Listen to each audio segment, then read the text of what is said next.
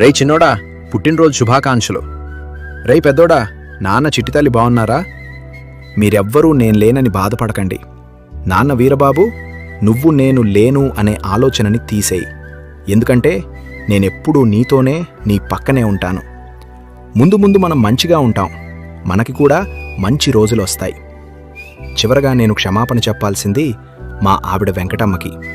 నూరేళ్లు తోడుంటాను అని చెప్పి మధ్యలోనే పిల్లల బాధ్యతలను, ఇంటిని, అన్నింటినీ నీమీద వేసేసి వెళ్ళిపోయా. అయినా కూడా నువ్వు ఎంతో కష్టపడి బుజ్జి పెళ్లి చేశావు.